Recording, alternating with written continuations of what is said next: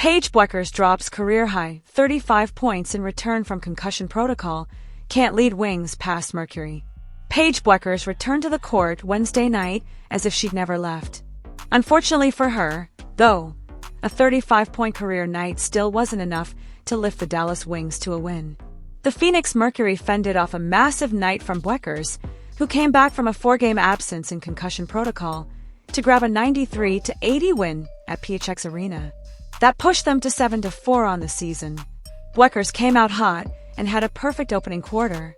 She went 5 of 5 from the field, hit her lone 3-point attempt and hit a wild fadeaway and won. A layup right after that officially marked her 100th career WNBA point too. Despite that, the Wings still trailed by a point after the first 10 minutes. Bueckers, though, fixed that immediately in the second. She drained a 3-pointer right out of the break for her 6th straight, made bucket to give Dallas the lead.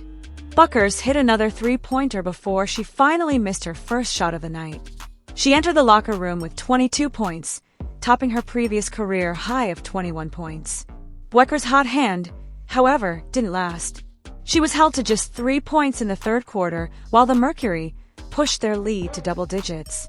They then opened the final period on a 9-4 burst to put the Wings away for good, which allowed them to cruise to the 13-point win. Satou Sabally led Phoenix with 20 points and 9 rebounds while hitting 4 3-pointers. Kitija Laksa added 14 points off the bench, and Kathryn Westbeld finished with 11 points and 10 assists. The Mercury shot 15 of 35 from behind the arc. Bueckers added 6 rebounds and 4 assists. She went 13 of 19 from the field and 5 of 7 from behind the arc. Bueckers accounted for all of the team's made 3-pointers, too. They shot just 5 of 19 as a unit. Dejonai Carrington finished with 11 points and 8 rebounds, and Eriko Gunbowl and Louisa Geisel-Soder each put up 10 points. Bueckers first landed in concussion protocol on May 30th, though it's unclear when or how she was actually injured. She ended up missing 4 games as a result, all of which the Wings lost, but she was cleared to return earlier this week. The Wings selected Bueckers with the number 1 overall pick in the WNBA draft in April after her dominant run at UConn. She entered Wednesday's contest averaging 14.7 points, 6.7 assists and 4.5 rebounds over the first 6 games of her career, in which the Wings went 1-5. The Wings now sit at 1-10 on the season. Wednesday's loss marked their 6th straight, and it kept them firmly at the bottom of the WNBA standings. While they clearly have larger issues than missing their star rookie, Bueckers is at least back out on the court. That's a start.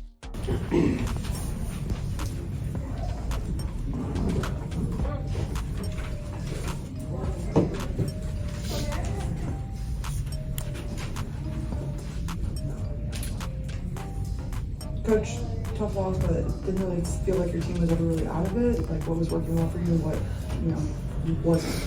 Yeah, I mean, it was always right there, not really ever out of hand, always within striking distance. Credit our fight and just willingness to not lay over. It's a bit of resilience there.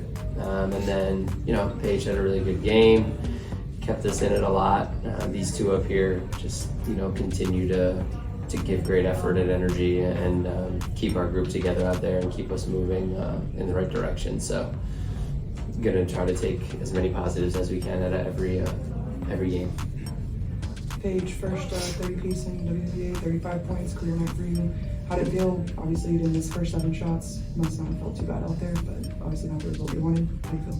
Yeah, just trying to work to win games, do anything on it takes on any given night to contribute to winning. I felt a little winded. I'm just coming back from a break, and I feel like I could have used my voice more, been more disruptive, crashed the glass more. So as I get my wind under me, I'll be better in those areas. But like I said, just trying to contribute to winning and whatever that looks like on any given night. Try to put your full effort towards that.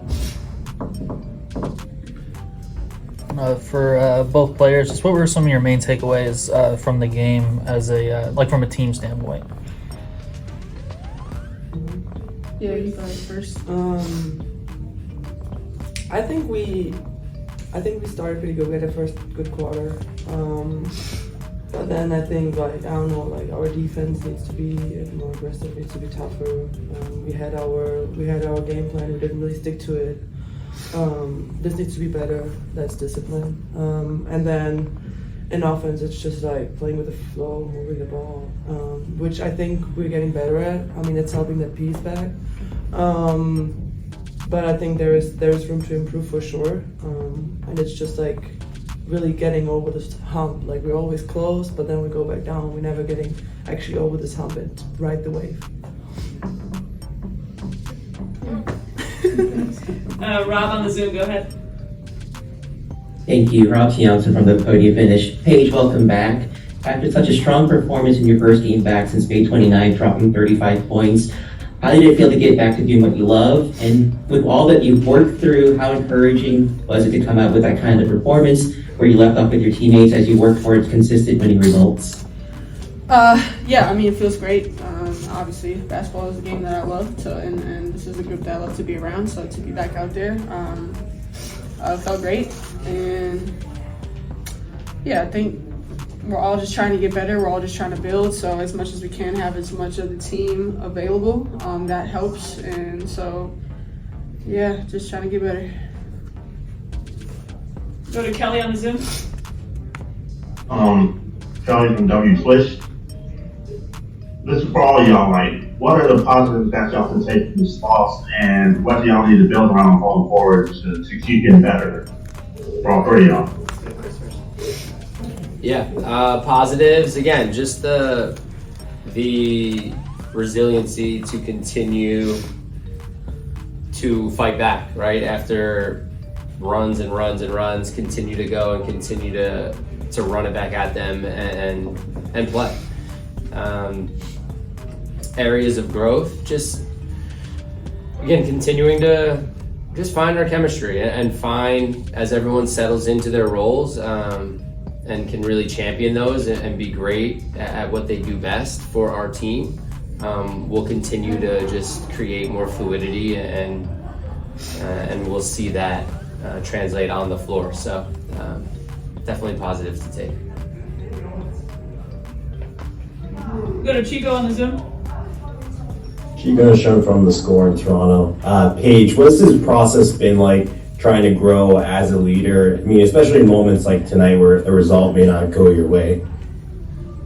It's challenging, but very rewarding in a sense of you just being super process oriented and not result oriented, and how we want to have a set of standards to build a culture and have a way we do things and stick to that regardless of wins or losses, and trying to build what that looks like for this team.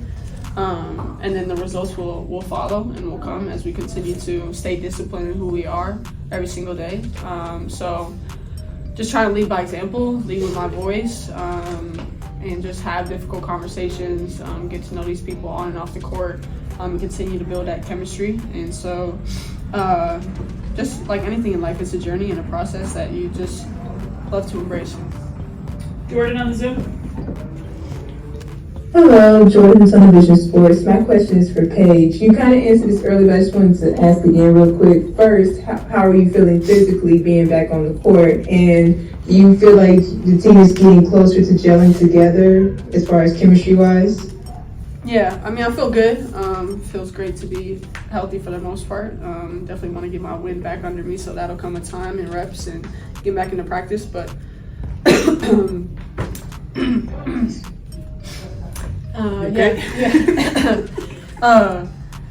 and then as far as chemistry goes, I think we're continuing to build. Having people in and out of the lineup hasn't been easy on that. So just getting back into our roles and what does that look like, and figuring that out, how we can best help each other win games. And again, like I said, having difficult conversations, which really leads to growth. And yeah. Jim on the Zoom, go ahead. Hi Paige. Paige, what's the overriding emotion coming off there tonight in terms of, you seem to be getting to your spots at will in terms of scoring efficiency, 5 from 7 from 3-point range, 13 from 19 from field goals. When you put up that sort of shooting efficiency performance in terms of flawlessness really, What's the overriding emotion? Overriding emotion. I would say motivation. Emotion. I don't know, emotion. Just like a sense of gratitude for sure. Just to be back out on the court playing with this team. And then a sense of motivation and wanting to figure it out how this can contribute to winning. Anybody else? Good. Thanks, guys. Thank you.